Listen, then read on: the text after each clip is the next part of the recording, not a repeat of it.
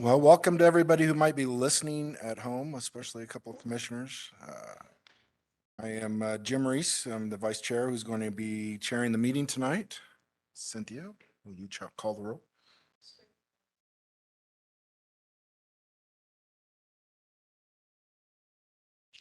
Planning Commission meeting is called to order on August 24th, 2022 at 7:02 p.m. Vice Chair Reese, Present. Commissioner Dye, Present. Commissioner soon-to-be Mayor Giblin, I'm here and present. Commissioner Herring, Here. Commissioner Rivera, Here. and we've got Trustee Blakemore at home. I'm here. Excellent, and we hear you wonderfully. And do we have a Steve yet? We do have a Steve. We have a Chair Williams. I'm here. Awesome. I don't see a Roger yet, so for now, we'll note when he comes in. And then, do we have Linda yet? She was gonna log on virtually. I don't think we have her yet either. I think Roger's leaving Alaska tomorrow, so he had said he likely wouldn't be here tonight. Okay, okay. So I talked to him today and he said he That's right. cannot join tonight. he's a no. What a slacker. He's not going to call in while he's traveling back from Alaska. Can you believe him? No. From the But airplane. But Commissioner Rivera said Commissioner Glasser will probably log in virtually, so she may be coming, but, all right. All right. Let's move on to approval of the minutes. I want to commend Cynthia for a very well-done minutes. I didn't see any errors or any issues. Is there anybody that saw anything with the minutes that need to be amended or any issues?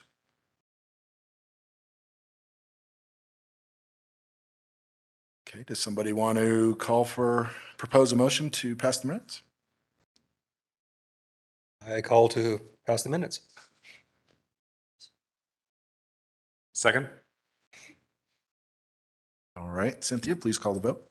And then we'll do a roll call vote. Hey, Cynthia, this is Linda, and I'm on the phone. Awesome. And at 7:04.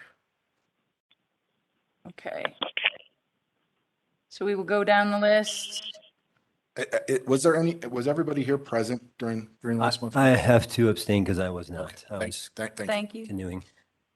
And I didn't attend the meeting either, so I will abstain. Awesome. Thanks, Karen. All right. Chair Williams, Yes. Vice Chair Reese, Yes. Commissioner Dye, Yes. Commissioner Mayor Giblin, Abstain. Commissioner Glasser, Yes, Commissioner Herring, Yes. Commissioner Rivera, Yes. and Trustee Blakemore abstains. Awesome. All right, the vote passes. The minutes have been approved. Is there anybody either online there, any public that would like to speak on a non-agenda item? You would have 3 minutes if you want to identify yourself now. Give your name and address, and you could speak on a non-agenda item for 3 minutes. Just let yourself be known. You only have commissioners online. Okay, I guess that makes that easy. I don't see our applicant either. Oh, what do you So- want to do? You could start discussion or informational and then come back. Is that your recommendation? That is my recommendation. All right, we will go with the town manager's recommendation. We'll have an action item that we're going to be discussing tonight. Before we start that, I would like to ask if the planning commissioners, if any of them have a conflict of interest in the hearing this matter tonight. If you do, please speak up now. Give a minute for those on phone there. Okay, hearing none, I will assume that nobody has a conflict of interest. I will ask all the members of the Planning Commission if they can be fair and impartial in this hearing of this application. I would ask you to just tell me in the affirmative now. Yes, except I don't know if I can see it when it goes to the next level, so I'm not sure if I can Oh, that's a good question. Be- Well, do will much about it. Commissioner or commissioner. Mayor Giblin have to, It'll go, Yeah, that is a great question. And yes, and so you would have to abstain? be likely recuse yourself, or you can recuse yourself now. I mean, but you're not going to the hearing right now, right? Because we don't have the applicant. Oh. Are you just doing housekeeping right now? Yes. Okay. Yeah, I mean, it's up to you if you want to hear it now and recuse yourself at the BOT level, or if you want to recuse yourself now and so you can hear it at the BOT level. I'll recuse myself now, just because the BOT is still almost full, but not yet. Yes. Okay. And this is slotted to go to the BOT on September 6th. So, Then I'll recuse myself now. Yeah. Sure. Great. You'll just get a leg up on it. but did you want to do informational while Karen and Billy are here?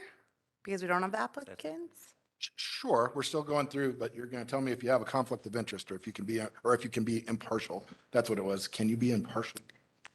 This Commissioner Rivera, I could be impartial. So Yep. I don't have a conflict. It's Commissioner Herring, no conflict, can be impartial. And Steve? No conflict. Commissioner Dye, I have no conflict and I can be fair and impartial. And Commissioner Glasser? I can be fair and impartial. Thank you very much. I'm just trying to read down through this script that Attorney Mattson gave me here and cover all the bases here. Oh, is that what you were talking about? Yeah, that I don't know if you want to keep going to the script if we're not going to start the hearing. Okay, I misunderstood what you're saying. Yes, please, let's go into the information items now. That would be the staff report, yes? If you want, do you want me to do staff and then keeping animals? You do whatever you would like to do. All right, I can do staff super fast. We're getting real tricky around here. Okay, staff report is in the packet. I'll just do kind of the quick highlights. First things first, if you recall last month, I did a shout out to Chris Caligaris, who was a utilities employee who worked on his own for 30 days straight while we had a transition in utility staff. I'm really pleased though that 2 weeks after that happened and he had to go out on medical leave, we were able to build back together a team of 4. That's 4 staff members who work for the town of Nederland, as well as 4 people who are with our contracted ORC. And so it was a really fast recovery going from nothing to 8. And so in here, I just wanted to really celebrate and acknowledge Andrew Bliss and Brittany Demingst, who are 2 new full-time employees. Tim Johnson and Jimmy Young, who work for Blackhawk Central City Sanitation District, who are willing to take their off days to come work for town. And then Christy Ruben, who helped me onboard people quickly. I mean, oftentimes recruitment takes much longer, but recognizing the urgencies there, we worked very quickly to, again, go from nothing to 8. And now we actually have 9 people. So there are 4 contracted people who work with our utilities team and then 5 employees that work there. So just an incredible turnaround in what was kind of an unpleasant situation, but we are in a great place now. COVID updates, as always, I don't have Nederland specific data. It's very hard to get, so just give you the Boulder County information. We were awarded, or we finally signed the contract for the housing study that we're going to start on. So we'll release an RFP to bring on a consultant to complete a housing study. I also attended a Housing Colorado Outreach and Engagement Forum where we really talked about some of those challenges, legislatively speaking, at a state level, that's a hindrance to different communities. And so for me, coming as a small mountain community, really recognizing that the way in which definitions are often assigned to different municipalities don't fit. You know, we're actually technically not considered rural because of our median household income, but we are very much rural in where we're located. And so talking through some of those challenges that impact us from a grant standpoint. Peak to Peak Scenic Byways is another group the town is a part of. We're really looking to do a planning and environment linkage study, which would evaluate transportation and environmental concerns across the Peak to Peak and create an actionable plan that we can work with our fellow municipalities to address. So we're working on funding for that. We have an EV workshop coming up that if anyone's interested in, you're welcome to attend. It's next Wednesday from 2 to 5 at the library. Just let me know if you're interested. The goal is to really talk about Nederland fleet to begin with. We kind of feel like if we're going to invest in EV, let's do it within our own municipality. And hopefully we can share that information outward. Public Works has actually already slotted to get a Ford Lightning. And so we're evaluating, it's very cool. We're evaluating the possibility of converting our whole fleet into EV and what that would take over time. Advisory Board Commission Collaborative Meeting, we've not had two. The last one was at Salto. The next one's Thursday, September 8th, 4 to 6 at Knotted Root. Public Works is always busy. Parks Department is really going into that GOCO grant. We have about 6 months before we need to finish it.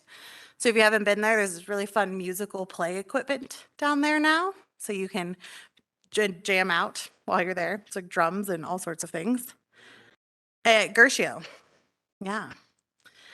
Streets Department did another paving, which is great because we have our own paving machine. They did School Road.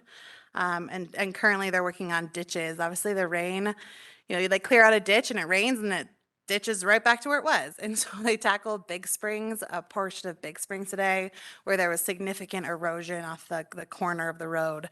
So they're going to keep staying in Big Springs for probably the rest of this week and maybe next week and then start to hit other neighborhoods. But the rain makes it hard to keep up with what they're doing.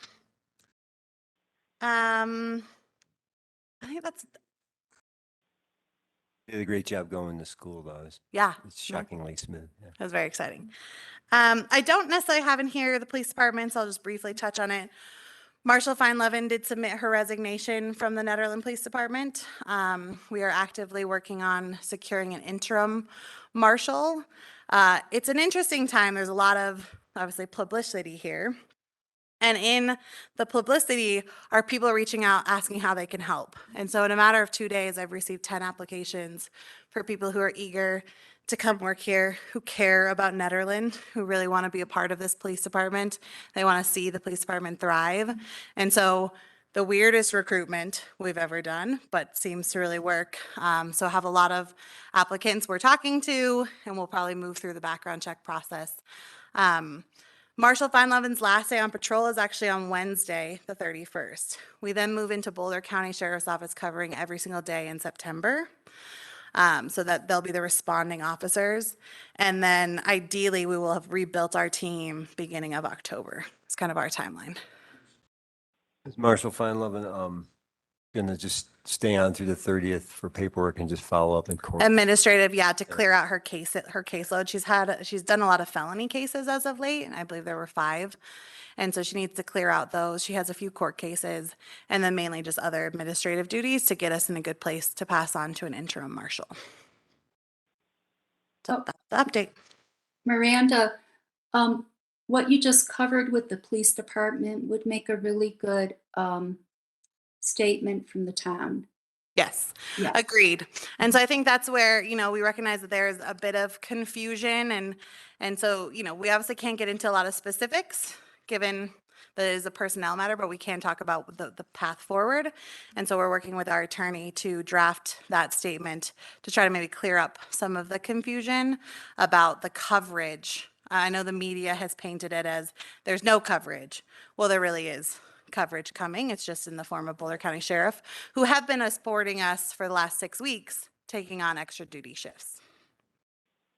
What was Officer Carroll's position? Because I was here when he got sworn in, and I've been trying to track if he's on or not on or doing something else or what. So he was the former marshal, but is not with the town. Oh, we're talking about Terrence Carroll. I'm sorry. Terrence Carroll. Terrence he is a part-time employee. He has decided to return back to, he was doing consulting with a nonprofit firm that does social justice. And he has decided that that's where he wants to continue to work. So his last day with us is actually tomorrow.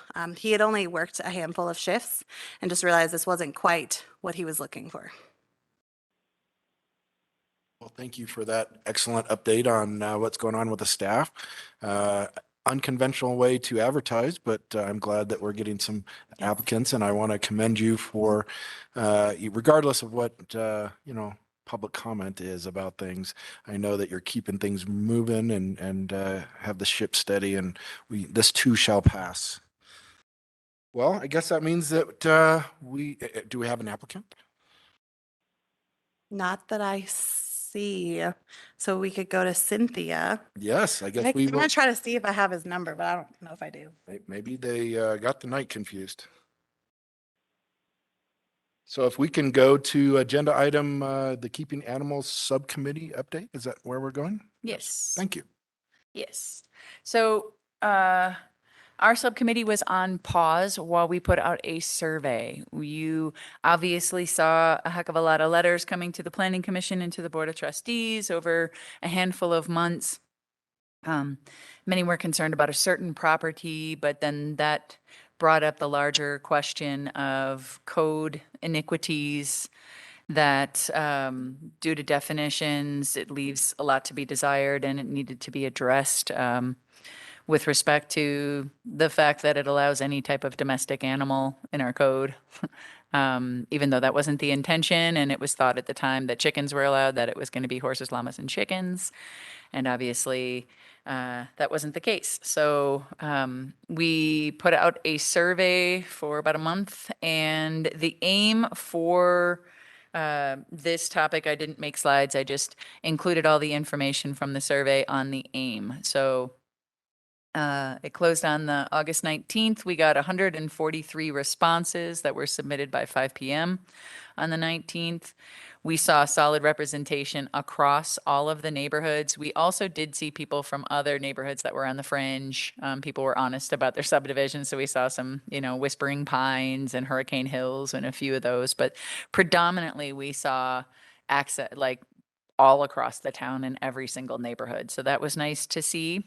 There was owners versus renters was 81% to 19%. So it was predominantly owners who responded. The longer the poll was out, the more that renters were actually responding. So we saw those numbers come up a little bit.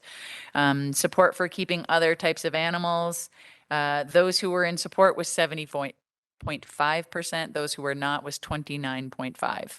So obviously there was a heck of a lot of support for keeping animals, much more so, twice as much more for those who want to support keeping other types of animals other than horses, llamas, and chickens. And then when we looked at the different type of animals, the support for different type of animals, rabbits were up there with 73.7. I must have added an extra number there, but it was 73.7%. Thanks, Stephanie. Ducks, 69.3%, bees, 70%, goats, 65%, quail, 53.3%, pigs way down there at 38.7%. And then some said none of the above. That was 20.4% of the respondents. Other types of animals. So I was looking at themes from what we got a lot of interesting mentions. One person put party and Billy was like, what is that about? And then it took me a little bit and I was like, oh, party animals. Good joke. Okay. Someone put like vultures, cloned emus. Like they got really pretty creative. Like some people, I have to appreciate them. I think they just wanted staff to laugh. Like So they made some mammoth or hilarious woolly mammoth. woolly mammoths, only if cloned. So somebody's got a good sense of humor and I appreciated it. But other types of animals in terms of themes, mules, ponies, donkeys, alpaca, sheep, yaks, turkeys, cows. Those were kind of, from a heck of a lot of responses. So I'm just distilling down from a lot of responses. And then the themes. We ranged from no more livestock. We don't even take care of the dogs well in this town to people should be able to keep animals for sustainability, for the benefit of the community, for kids, and also on sustainability. People talked about the consideration of the numbers and types of animals, humane keeping, sanitary conditions, predator proofing. Those were pretty important, and that's going to be standard in any kind of code we'd be looking to create. Enforcement concerns and fear of animal abuses was mentioned. Anonymous complaints and an appeal process, so that needs to be built in there. We've got some work to do at this subcommittee because there was concern about people just sending in anonymous complaints to harass their neighbor. There was desire by some to allow goat grazing. Someone actually mentioned an invasive weed management program in Pittsburgh, Pennsylvania. There were fire concerns mentioned from barn chicken house heaters. What's that?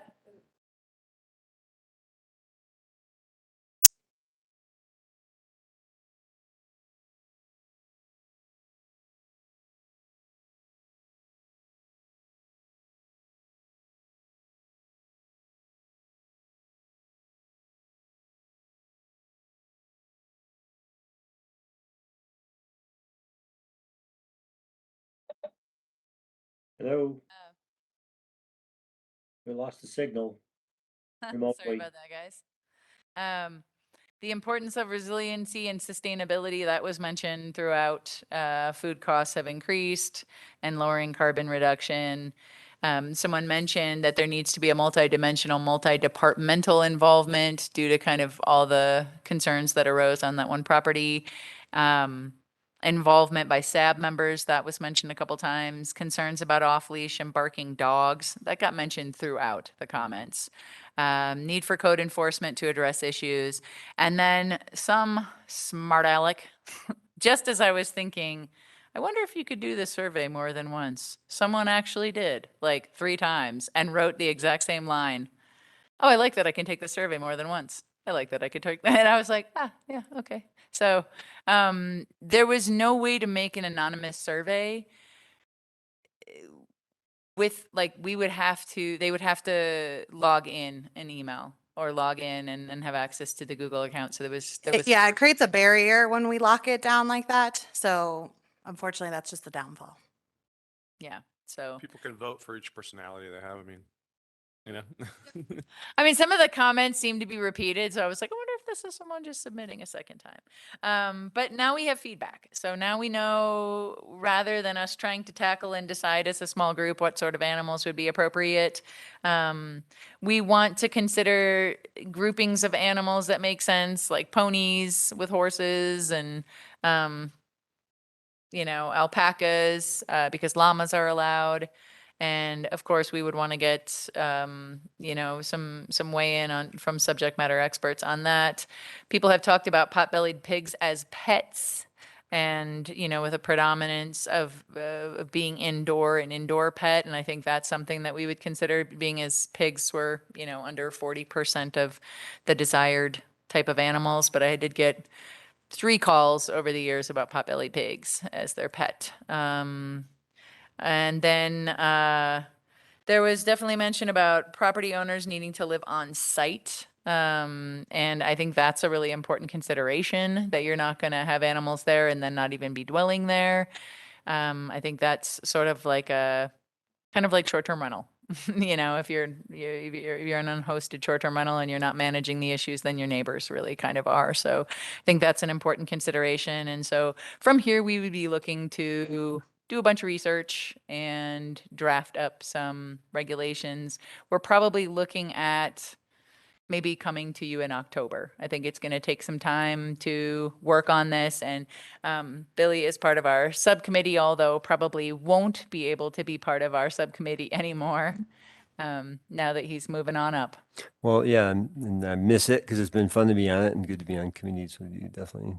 Cynthia, done a lot of work together, and but I definitely encourage someone to step into that role. It's been pretty fun, pretty interesting. I think, initially, I think, Roger was, just given all the letters we got from that Third Street situation, it seemed like the majority of people didn't want animals in town, and Roger was pretty thinking that was the case. I'm glad we did the survey. We put it out there, and I actually printed off some flyers and made QR codes for them and put them in a few other places, which got us a few more people to get involved and just access the survey easier. And we saw clearly that there's actually much more of an appetite to have animals. So I think, my take on it when I wanted to be on the subcommittee is to balance, we need to have humane and great humane care and good living conditions for the animals we have, and make sure we take care of, and, have ordinances in place that take care of public health and humane treatment. And I also am a fan of sustainability and for food scarcity and food, just options for people to have their own food creation. I think we want to support a lot of, the right kind of, and potentially, much more types of animals for in town, keeping animals in town. That's my opinion. So I think Roger and I maybe, we're looking at the situation a little differently, and I don't really know totally where we're at right now, but I think it'd be good to have that kind of balance going forward. And definitely the more we can get people involved from the town, the better, to get hear what they want, and we're going to bring in subject matter experts along the way so that we make good decisions, because the reality is I'm not an expert. None of us are really experts on keeping animals. So, and definitely when we get into specific kinds of animals. So I hope when you guys would step into that. We've been meeting, it was like monthly. Now we're meeting kind of ambitiously for a bit to get things on track. And then during the day, we try to meet. So if that's helpful for your workday. And then, but we want to move slowly and not too fast and make sure we do a good job with it. And have maybe move everything into chapter 16, isn't it? In 7, thank you. Move everything into one place. Move everything into one place is a big deal. So it's clear. Maybe there's a table, and with some kinds of animals, they would be more or less grouped, like instead of horses, llamas, horses, donkeys, burros, we would just say equus, which is like going up to the family name, I think, or genus. And with llamas, it's LAMA. So we've got, alpacas, vicuñas, other kinds of. So it's just Minus camels. we want to we want to basically try to have categories that cover different animals, so we don't have to like go crazy on details for each kind of animal. And seeing as it's a subcommittee of that was directed from the board, and it's a planning commission subcommittee, we do want someone from the planning commission to join us. So we are looking for an additional member of the subcommittee now that Billy is going to leave us. But I think What's that's your meeting schedule going sustainability. forward? What's that? What's your meeting schedule going forward? Is it weekly? Right now, we're meeting on Fridays from, what did we say, 2:30? Yeah, we're doing because I had to pick up Finley at the bus at 3:45. So I So think we're saying 2:30 for to an hour. 3:30. I mean, weekly was And a we bit could change robust, it. in my opinion, but we decided to start that way and see how it goes.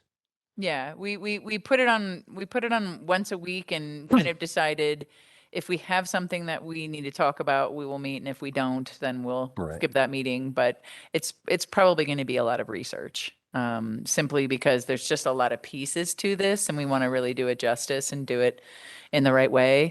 So we are definitely seeking another member of the Planning Commission, and certainly if you have any background, interest in sustainability, resiliency, that's an important piece.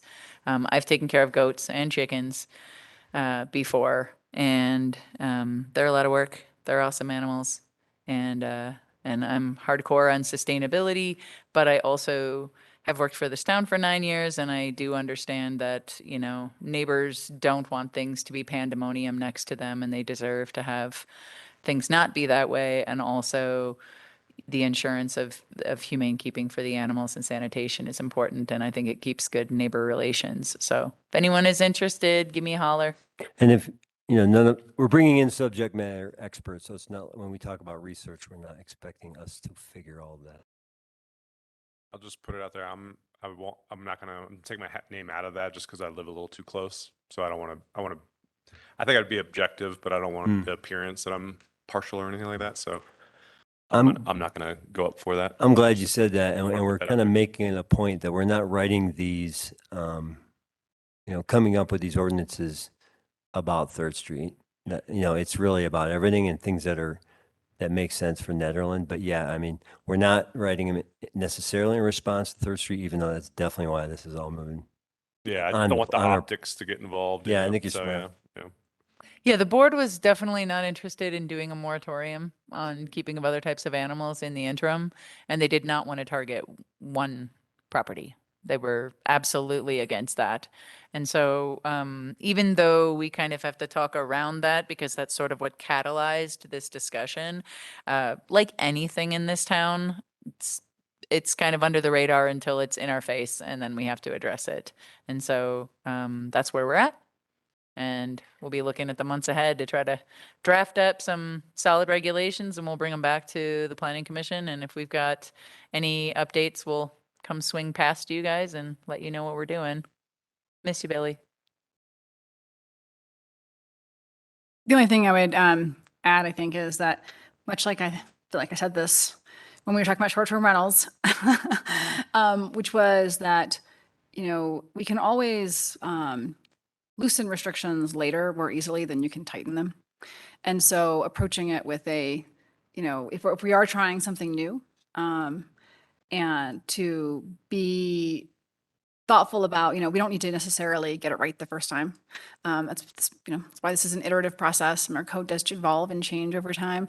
But it is easier to come back and say, now this is working out great. We have a great enforcement plan. Let's expand this to, more different types of animals or higher density. Those are things that are much easier to do later than coming up with a policy and then people making decisions, buying animals, putting things in their yards, and then later on having problems and having to go back and roll those back. I think short-term rentals is a great example.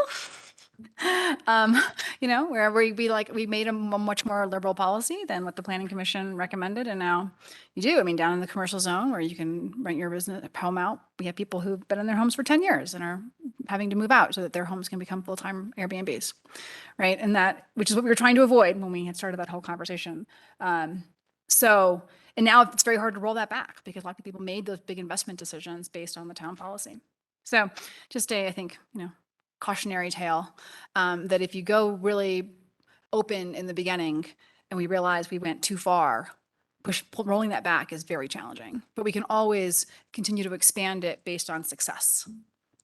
So I think that's a great point. And our thought process was to try to make solid regulations, also understanding that things will change over time. And as we're moving toward where we will get to,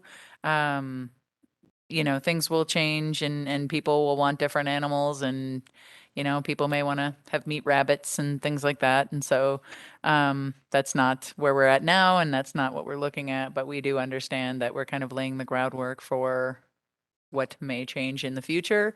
But we want something that will stand and not something that's going to bring us into the ambiguity that got us here in the first place. So we're really looking to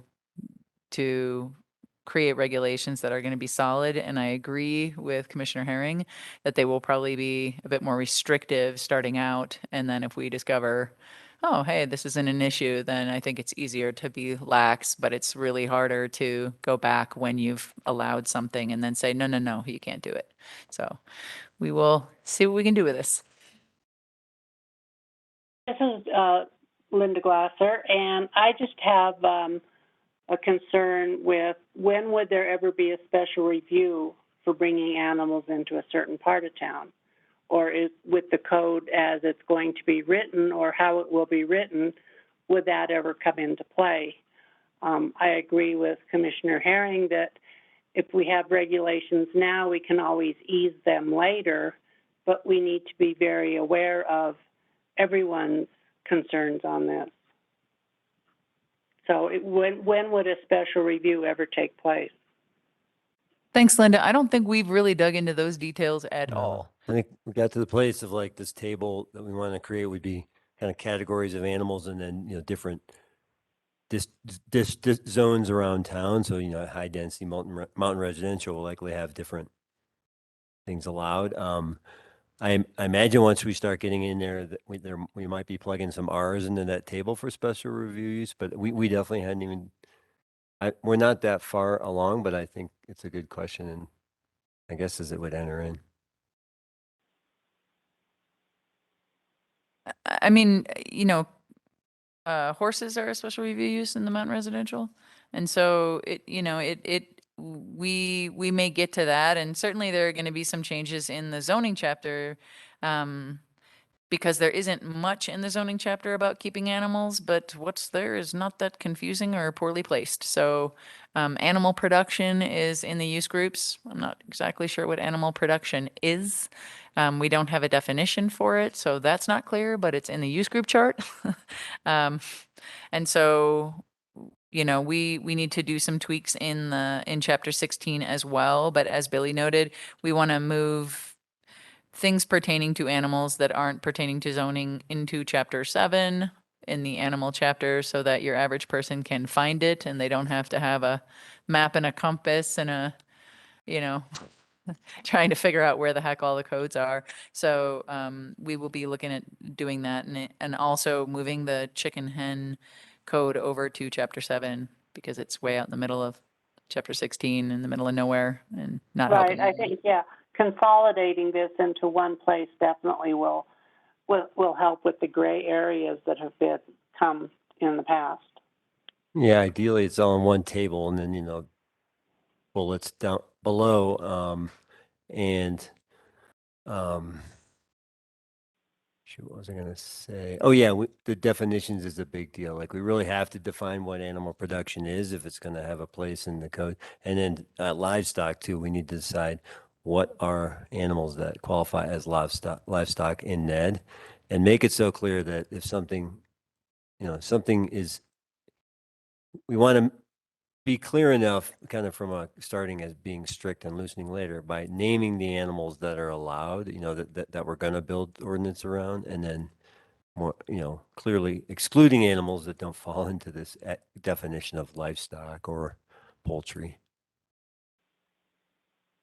And I know I've asked this before, but the question of a working dog, would that be in the animal code or would that still be in the police end of it, the enforcement end of it? I know we haven't gone that far, but I mean, that was a question that nobody could really answer on the law enforcement and or code enforcement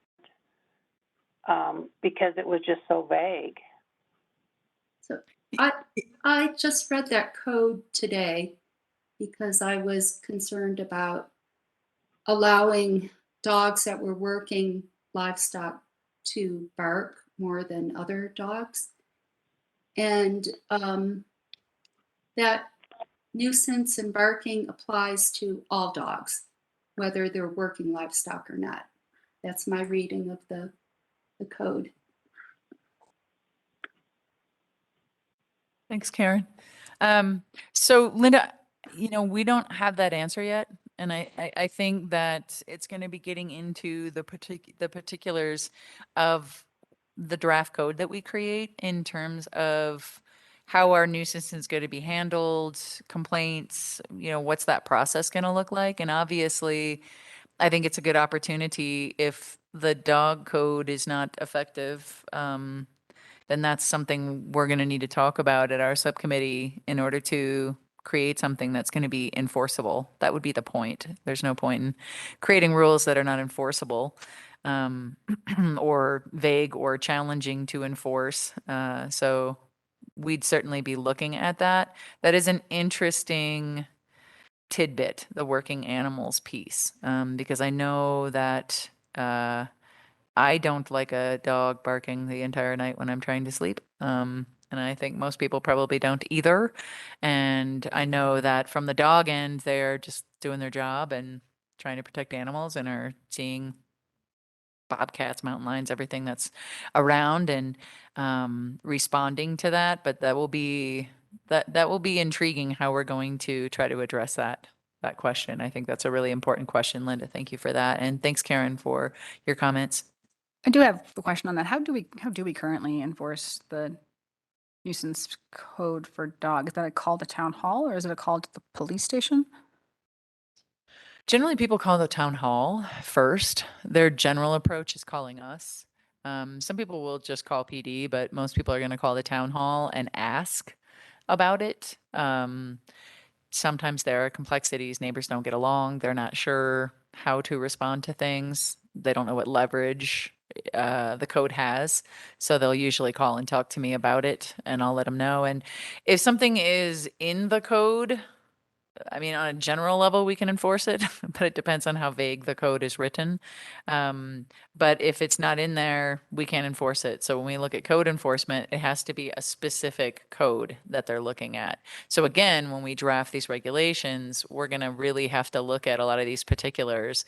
And enforcement's going to have to be a piece because we know that through the comments that we saw from the Keeping Animals survey, there were, handfuls of mentions about dogs and how people are not dealing with dogs and there's dogs running loose and dogs barking and, why bring more animals in if we're not even dealing with the dogs? So, so those are some of the concerns. And I think that really puts the stress on creating regulations that are clear, make sense, and that can be enforced. So. Okay, well, thank you very much for that informative update on the Keeping Animals Subcommittee. Is there any specific feedback from the Planning Commission members that they would like them to consider as they go forward with their job of tackling new code now would be the time to raise it. This is Steve. I think we've mentioned these before, but I think it's important to make sure that the definitions are complete, accurate, and concise, because I think that's part of the confusion that we've been seeing for some time. So again, I would, recommend that the definitions be a high priority here as you're grouping animals and also, adding additional ones. And then secondly, I think Cynthia, you went out and did an original assessment of other town codes on how they deal with animals and things such as, how much acreage is needed for a particular animal and so forth. I don't know if you find anything in the code for yaks. I found that to be kind of funny that someone suggested yaks, but to continue to do that, because I think that's the whole key here, is to find out what really fits and what doesn't fit, particularly when we go to the use tables. So those are two things that I know you're looking at, but I just want to emphasize how important they are. And again, a hearty thank you to the subcommittee for the work so far. This is a very complicated and hard issue to deal with. So thanks for all your work. Thanks, Steve. Yeah, we are, well, the yaks, there was more than one mention for yaks. I'll just say that. So more than a single person wants to see yaks in the town. I would also just add that in terms of trying to be exhaustive about your list, I think it will be incredibly difficult. And with the new, there's always kind of new animal crossbreeding and miniature this and this miniature that coming along. And I think that, Linda's point earlier, which I thought was a good one about the SRU, there is an opportunity to say, hey, here's a list of animals that we would approve. Outside of this, if you do have something you would like us to consider, you can use the SRU process. And so you don't need to worry about being exhaustive if you give yourself that, if you do leverage the SRU. And I think that, I remember when we, previously developing, multi-unit housing downtown was an SRU. We talked about that. I was like, hey, maybe we should, ease that restriction, maybe take out one point of friction. I mean, these codes do get updated. And so if we find that, in 5 years, maybe we don't need the SRU process anymore, we can always take it out. But having that initial, especially, going back to my earlier comment about maybe consider erring on the side of being more restrictive, because it's always easier to make things less restrictive in the future, whereas going the other direction is much more challenging. So if you make use of that SRU process, we can always roll it back in the future if we find that it became unnecessary. Good point. Thank you very much. I appreciate that. Yes, I agree that the SRU process for, let's say, exotic or not typical animals would be nice to have the public weigh in. Any other comments by Planning Commission members before we move on to our next action item? Well, I have some questions about this particular item.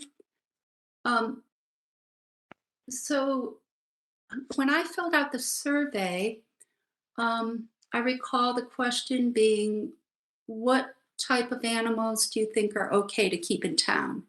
Not really what type of animals I would like to keep in town. So when I filled it out, I was thinking more along the lines of, I'm okay with any animals as long as we have regulations in place that protect the health, safety, and welfare of the residents, the animals, and also minimize the negative impacts on the neighborhood, such as noise and odor. So I'm just putting that out there as, when I look at these percentages, I'm not reading it as 73.74% of the respondents would like to keep rabbits. I'm reading it more as 73.74% of the respondents are okay with rabbits being kept. And for me, it was okay as long as we have the right regulations in place. So I just wanted to point that out. And I agree with that interpretation. I think it's a good one to, because I think it's easy not to, we might have looked at 73 and thought of it the other way, but really, I think you're right. I mean, when I filled it out, I don't want rabbits, but I think it's fine if people have them. So. mhm. Yeah, and goats, based on the research that I had done when this came up with the Planning Commission initially, I think that was maybe in March or somewhere around that time frame, was that goats require a half acre per goat in order to, have support all the guiding principles that we would want to support for regulations. And I'm wondering who the experts are that you'll be consulting with to develop the regulations. So we are looking for other subject matter experts, but I've definitely talked to Abby and Adam, who said they would be interested in serving as part of our subject matter experts. They run the feed store and they have an animal sanctuary out in Gilpin County because people take on animals and then surrender them. And so they've had a lot of animals surrendered to them. So they have a Mhm. menagerie that they've taken care of. Okay, great. And what's your timeline? I heard October. What do you plan to have done in October? And then what are the milestones after that? So I don't think we have that all completely fleshed out, Karen, but I would say when we talked about it as a subcommittee, we felt like we could probably bring forward regulations by October. So that would be the intervening months would be research, discussions, subject matter experts, and looking at bringing forth draft regulations to the Planning Commission in October. Oh, okay. And who's on the subcommittee? Lost audio. Who? Go do change speaker? Oh, who is on the subcommittee?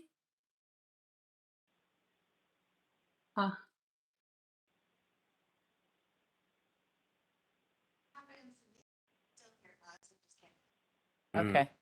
Sorry, Karen, we lost the audio there. Are you able to hear us? No, I couldn't. Who's on the subcommittee? The subcommittee is currently Commissioner Cornell, Commissioner, soon to be Mayor Giblin, and myself. So we are looking to draft another member of our subcommittee now that we are losing Billy. Oh, okay. And then my last question is, what's the status of the property that prompted this new regulations?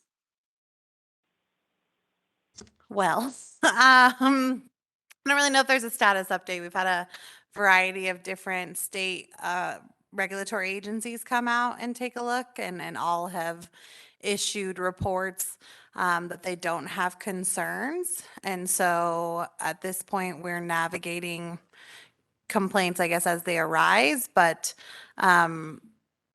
yeah, I mean, I guess I don't really have quite much to say. I think at this point, the neighbors who have concerns are looking for code changes because there's really not much more as town staff we can do aside from what we've already done. Oh, okay. Thank you so much, everyone. Cynthia, just kind of regardless of that particular property, but part of looking at your information gathering, have you looked at the Department of Agriculture for Colorado? Because there's animal health resources. There's like animal health division. There's also livestock traceability and livestock health contacts. I just sent you an email with the link to the site. So there's some phone numbers and emails. There's not a lot of info here, but I'm wondering if there's anything related to waste management, acreage per animal. Those are the big concerns, the public health impact as well as the animal health. I think the other thing I saw in the survey that I found interesting that I hadn't even thought of was the fire risk. If you have a barn, you have a lot of hay, you have dry grass, and you do have chicken heaters or other things, that's something I think everyone in town would be concerned about or care, you know. We take it very seriously here. So those are just the two things I found I think are important.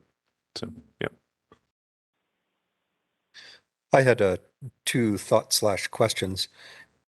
First is, do we have an idea of what animals are currently kept in town, like beyond goats, chickens, horses, and the occasional lemur?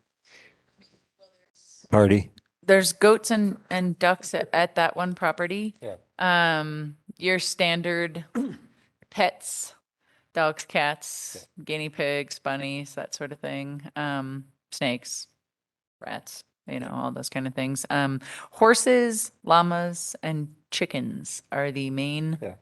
other types of animals that Ducks. the code allows, other than your standard pet animals. But we Although- know of ducks that are. Yeah. What's that? I think Mike was asking if we know of others that are in town that aren't llamas. horses or- I have heard there are ducks in town. There are Yeah. ducks in Yeah. town. I have heard this. It just seems that would be an important factor in designing the regulations. The other question, which is somewhat related, is are there any wildlife rehabilitators in town? Are there any? Wildlife rehabilitators. So like what Greenwood does. I was looking into this, doing it myself at one time. Can you speak in your Oh, microphone? Yes, Sorry. sorry. If there are any wildlife rehabilitators in town. So Oh. you can get a license to rehabilitate wildlife in certain classes of That I don't know about. animals. Okay. Yeah, I don't know about Yeah. that. Are you asking if we should consider those who might want to rehabilitate wildlife at their homes? Is that what you're asking? Yeah, that is the idea. So what Greenwood does is they train people to rehabilitate animals on their personal properties. You have to be licensed through the state of Colorado, so there's a whole process. But it might be worth talking to them and see if there's anybody in town that's currently a rehabilitator that might be impacted by this.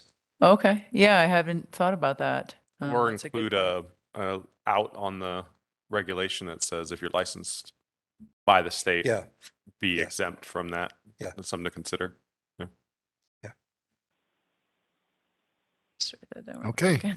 All good Um, points. I just want to make one point. So when I said earlier, the definition of a pet animal is pretty loose. The definition is, it is defined for the purposes of this article as any dog, cat, bird, rabbit, guinea pig, hamster, mouse, snake, iguana, turtle, chicken, hen, or any other species of domestic animal. So therein lies the rub. So preferably someone would step up and be on the subcommittee from the planning commission. Otherwise we'd have to look elsewhere, but since it's code, it seems like the logical place. All right, but we're not going to do the hard pressure sale and put anybody on the spot. If you would like to jump onto the Keeping Animals Committee, you can see Cynthia afterwards or email her or whatever. All right, any other comments? We have our applicant here waiting patiently. Any other comments on this issue? Okay, thanks very much. It sounds like the subcommittee has lots to do. And I was just going to note for the record that Trustee Blakemore and Commissioner Giblin are going to recuse themselves now. Right? Are you leaving? Okay. Yeah, I mean, I think it would make sense for you to weigh in on this at the BOT level. Okay, we'll ask Karen Blakemore if you would sign off, and Mayor-to-be Giblin is going to head on down. So the road. Dan, they're leaving because they're Board of Trustee members, so they'll hear it the next round.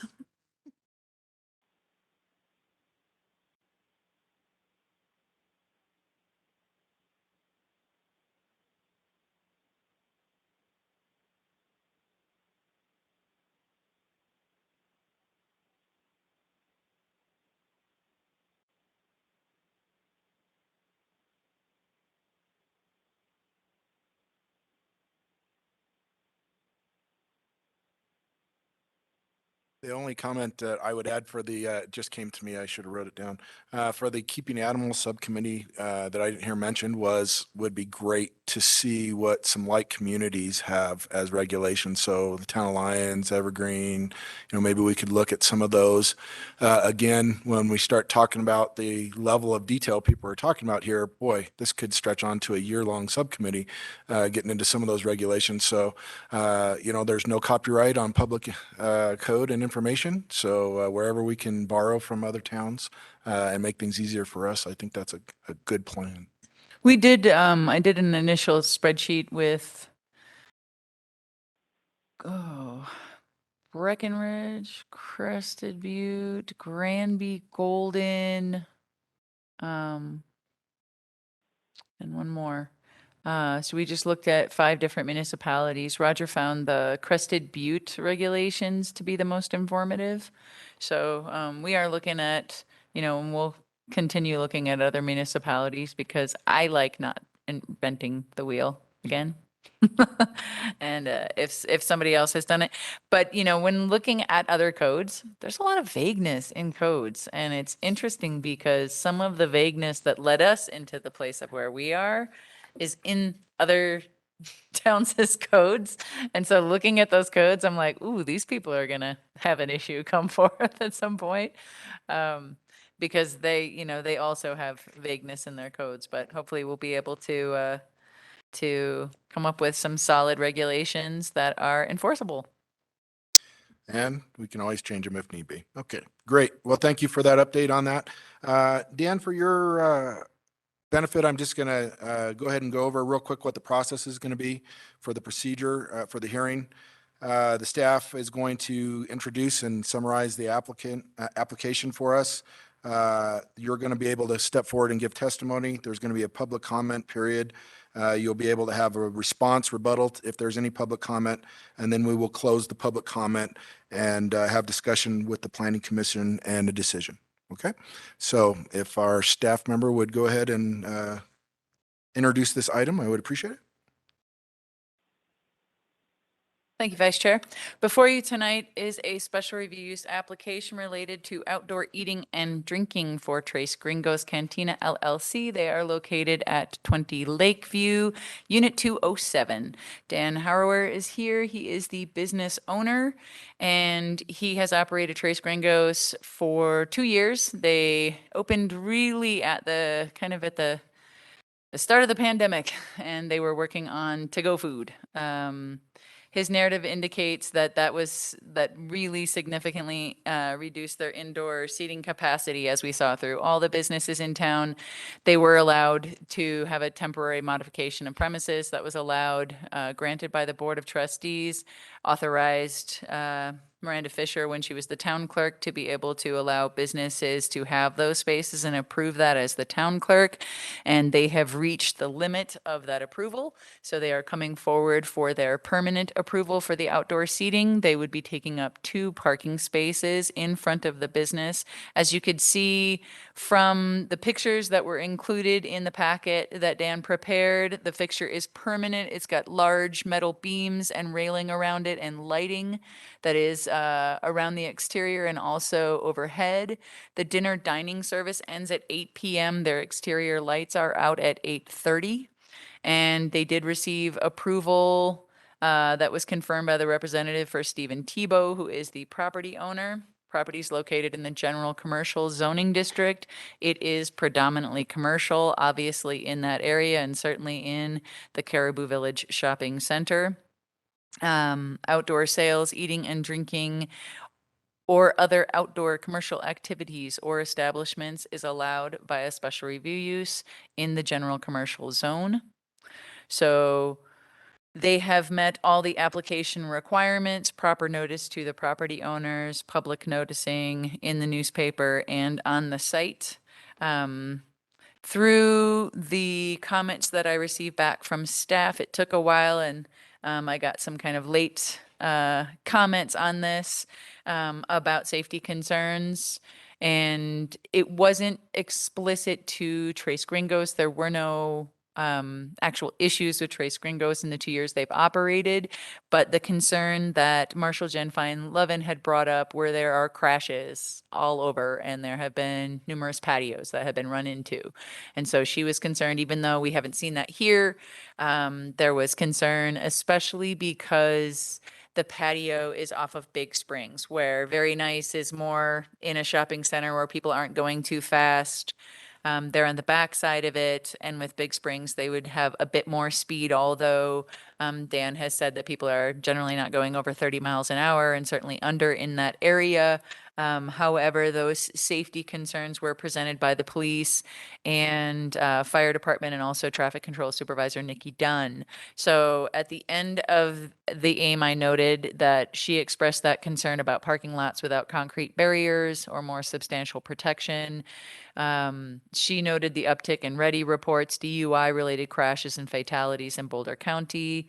And through talking to Dan about this, and kind of brainstorming with him, he is going to put 2x2x6 jersey barriers up on the open sides in order to give it that extra bit of protection. His narrative did note that his whole intention in the interim and why he built it so solidly, bolted to the concrete, was for safety purposes. He also mentioned to me today that a snowplow hit it, one of the railings last winter, and it did nothing. So it's certainly built strong, and I'm sure that makes Dan happy that it is built solidly. But I will let him speak to that. And I think that kind of rounds it out.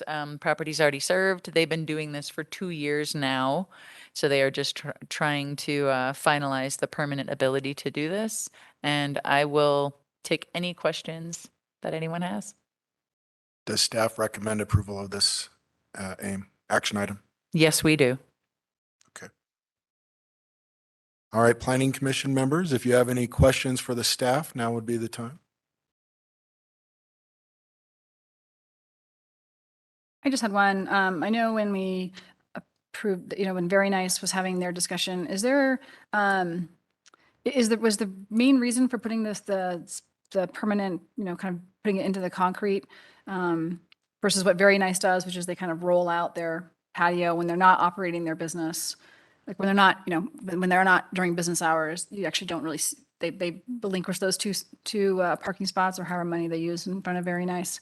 Whereas these are permanent, including when the business isn't in operation. So have there been any impacts from that? I mean, in terms of weekend, I know we're always talking about parking, so.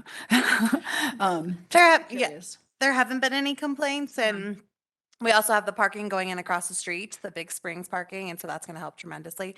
But it is my understanding that it is Tebow's preference that Very Nice Brewing Company tears theirs down because of their location, but that Trace Gringos was given the authority to have that permanent structure. Is that correct, Dan? Yeah.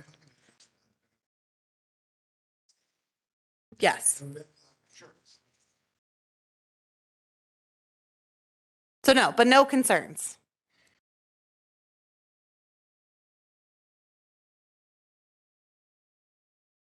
Okay, hearing no other comments from Planning Commission members, then do we have any members of, oh, let's see, am I doing this right here?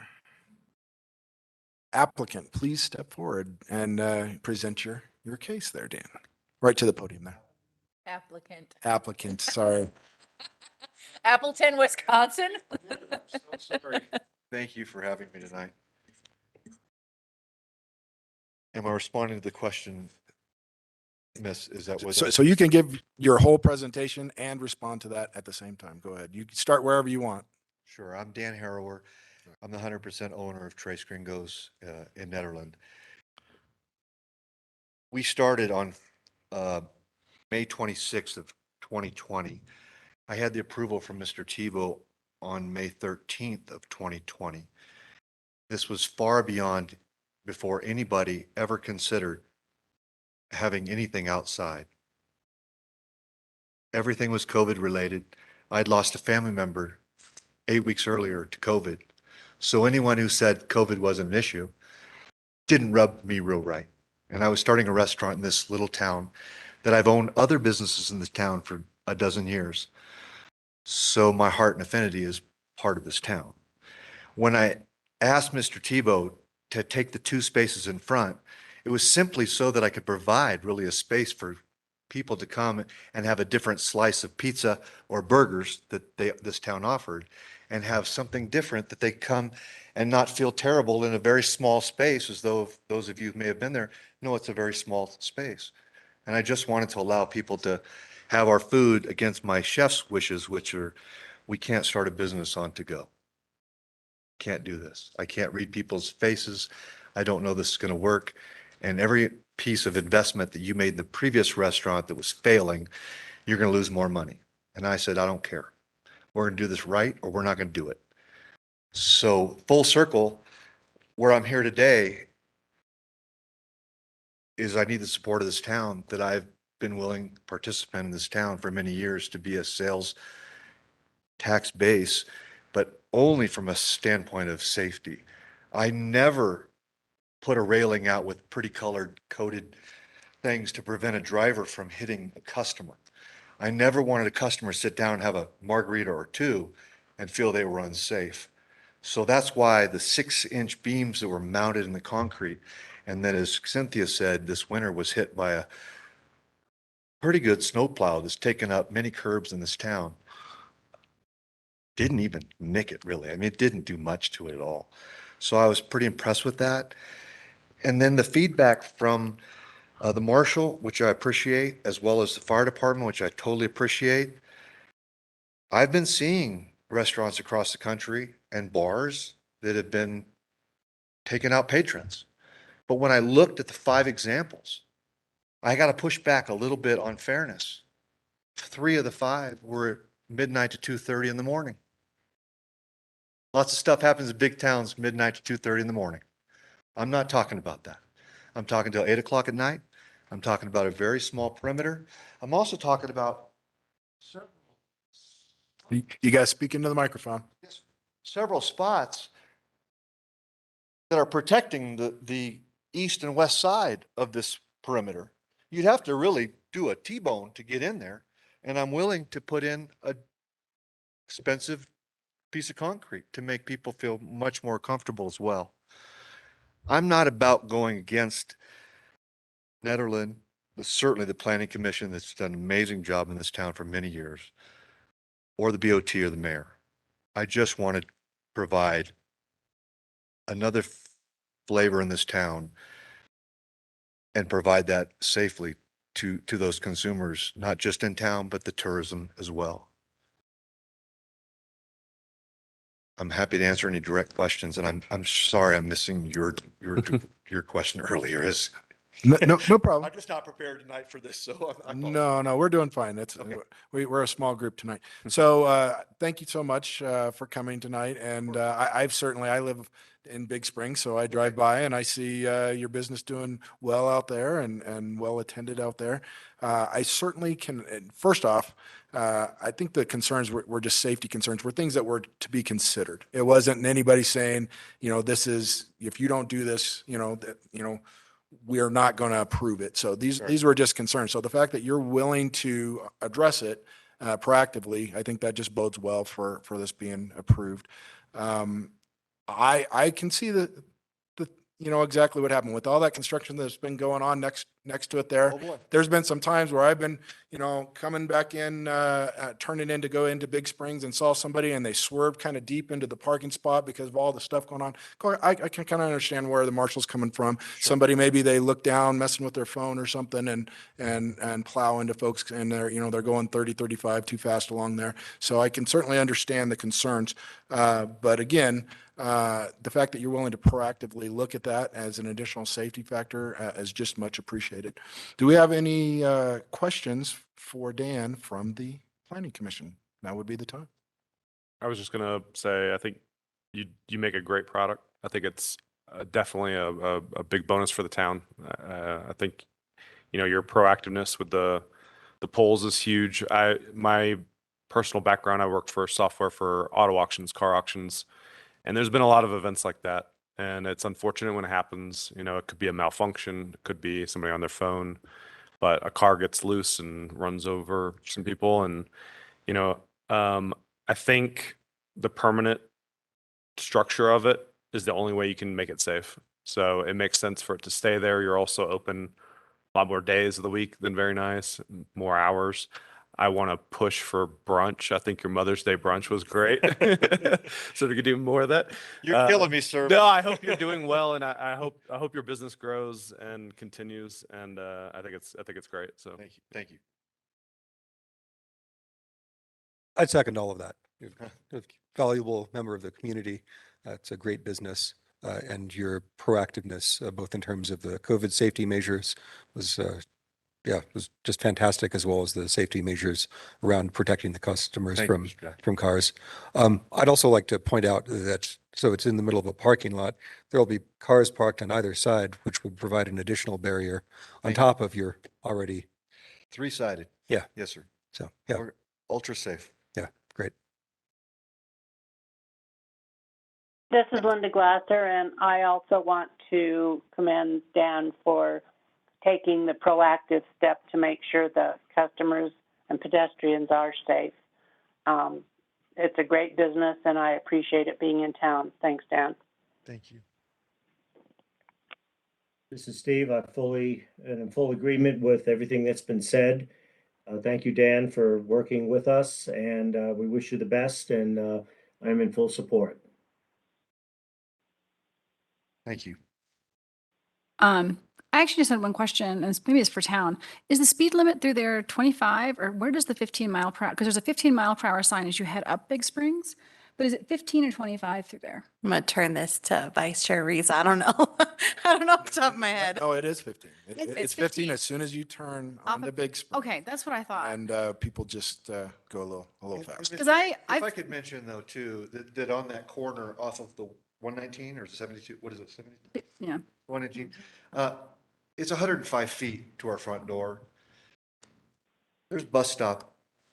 I had the candy store there for many years, and there's a bus stop right there in the afternoon too. So I think there's a lot of practicality in this community. Maybe not in all tourists, and I'm certainly not saying that people don't hit the button at times, and maybe coming down the hill even more so.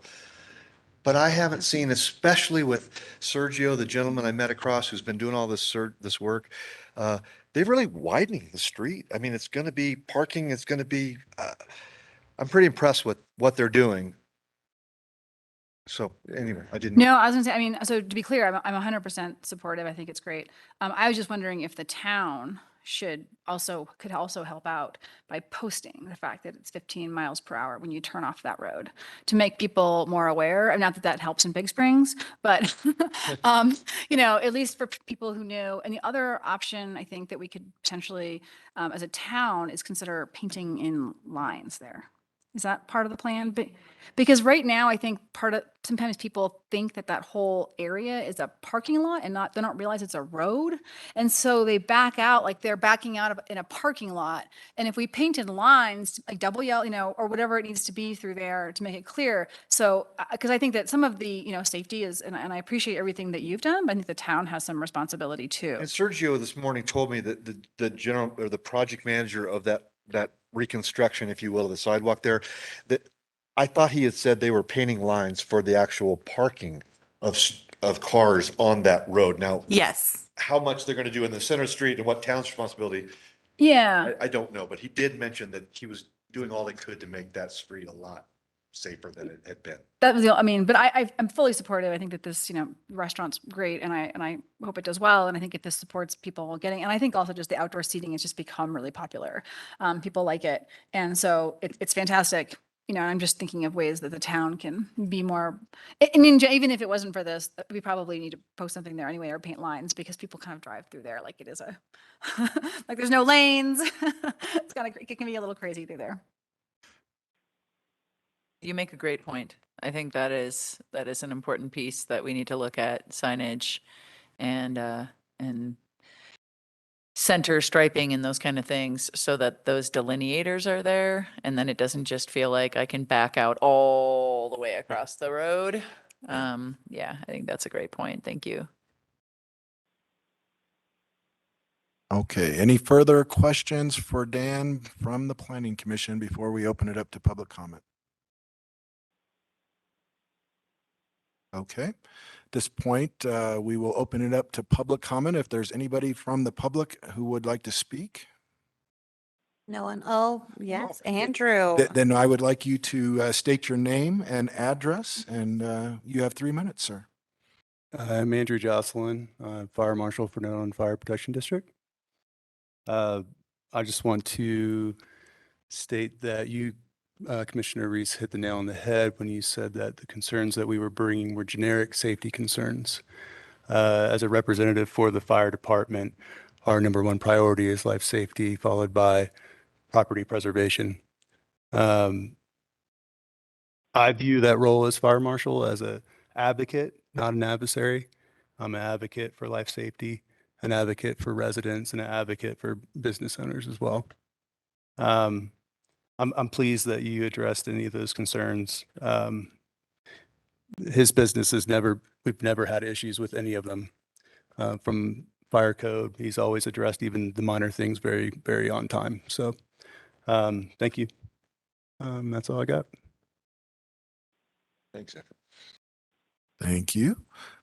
Okay. Any other public? Nope. All right. I will close the public comment then. And do you have any further comments, Dan? I have a final comment, and that is that I'm retiring on Tuesday and moving to Arizona. So I'm not going to be here for a BOT or mayor or any of that. Can I do virtual? Is that how? I can. Yeah, they're still going to want an some representative, whether it's you via WebEx or someone else Okay, so on September Can 6th. you help me on that? Okay. Yeah. Thank you. I just didn't want to. Happy to do what, I really appreciate the time of the council tonight. No problem. I had one question for you. Yes. I wonder, so the poles, I know the hardware where it is, do the poles actually come out of the ground and go in and at night, or do they stay out there? They're not able to be moved. Oh, so they're Like I said, completely, okay. You could hit them with a snow shovel or they're not I going just to move. wasn't sure if maybe the base was bolted down and that Well, whole they're thing. bolted in the concrete. If you hit a car with that, I think the car would have some serious damage. Okay. I don't think the pole would have much. Correct. Okay. Yeah, I thought maybe that the pole pulled out of the plate there, No, but sir. that's good. The other thing I would say is that perhaps, I don't know that you are limited to just the heavy duty concrete Jersey barriers. They have some of those, plastic construction ones that you fill with water that are more portable or some other options. But having that extra barrier there, I think is a good thing. It's awesome that you're willing to do that. Well, if that's the case then, and we don't have any public comment and nothing else, any final discussion before we go to vote from the Planning Commission? Questions for the staff or the applicant? Now would be the time.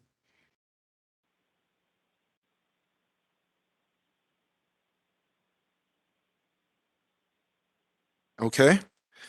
Then we are looking for a motion. Somebody would like to propose a motion for vote? I moved a motion to pass where's the title?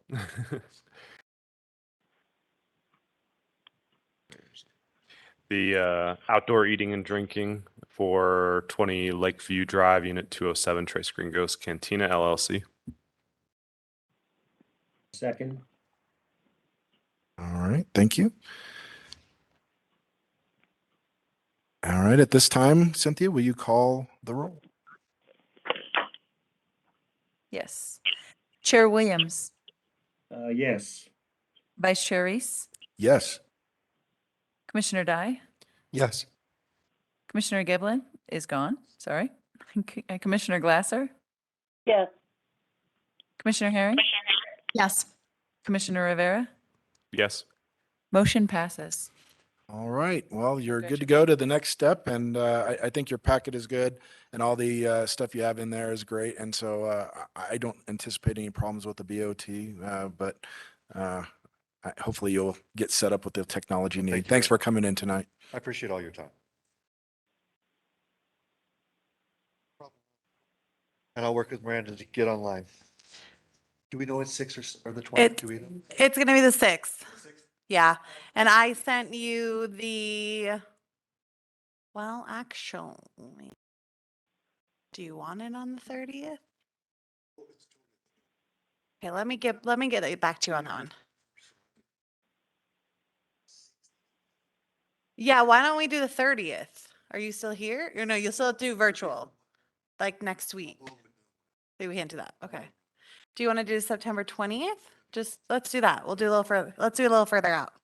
Fabulous. So I did just send you an invite for the 6th. Just ignore it. And then I'll send you a new one. Okay. Deal. Bye, Dan. Thank you for coming in. All right, do we want to press on with other business and push to the end, or do we want to take a quick break? I leave it. Is there other business? Well, let's see. Is there other business? This is Steve. I have a question about how we're going to proceed to fill Billy's seat. So technically the vacancy doesn't occur until he takes his oath of office. And so then we'll release the vacancy notice and tell your friends and we'll accept applications. Okay. We could reach out to the people who had previously applied since we have 5. And what's the timeline on that? It's usually 3 weeks. Okay, So we'll end up releasing it the first week of September. So you will likely do your September meeting short. okay. Okay, any other business that any planning commissioners want to bring up? I will entertain a motion.